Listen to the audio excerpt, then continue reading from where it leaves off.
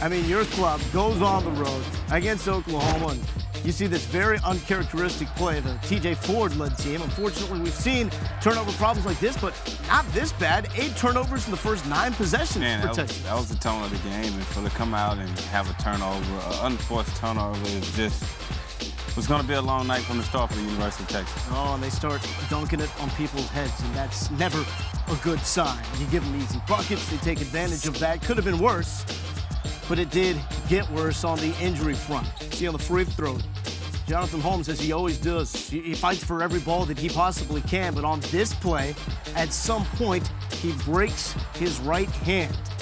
It's unfortunate this guy get hurt because this guy was starting to play some of his best basketball of the season. So it's going to be a tough loss for the Texas ball club, but it gives all the guys an opportunity to step up. You just need more from Sheldon McClellan. He provided a lot more in this performance. Got Texas up by 5. That was a high water mark. After that, it was all Oklahoma, or should I say all Romero Osby. What was going on with this matchup?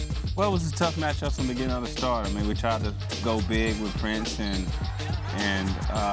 Big Cam, but he was just too strong and too quick for those guys. So he executed the game plan his coach put in front of him, and he made sure that he took advantage of the matchup. Don't like to see that. Jay Holmes on the bench with that broken right hand.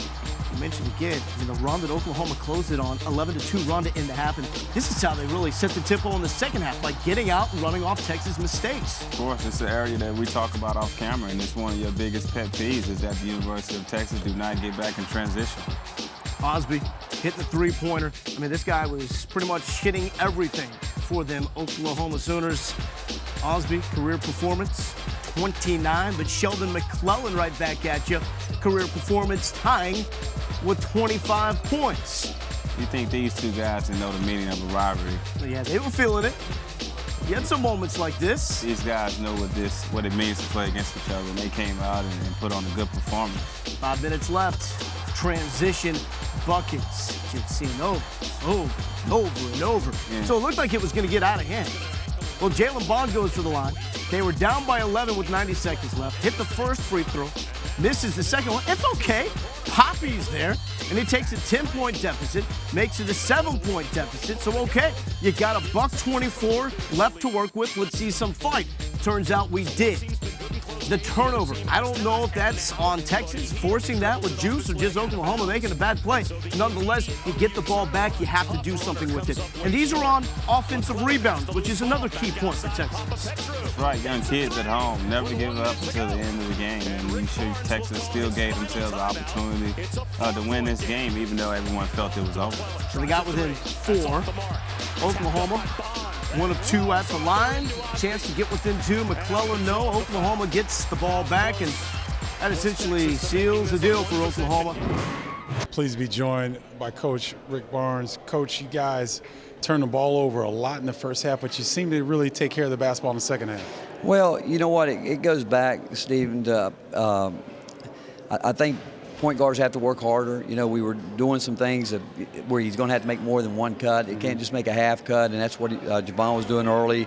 I didn't think DeMarcus ever looked really comfortable, which he hasn't done that in a while. But the fact is, we did turn it over, but during that time, we were really rebounding the ball. It kind of somewhat kept us in the game. But as the game went on, and losing John was a big play.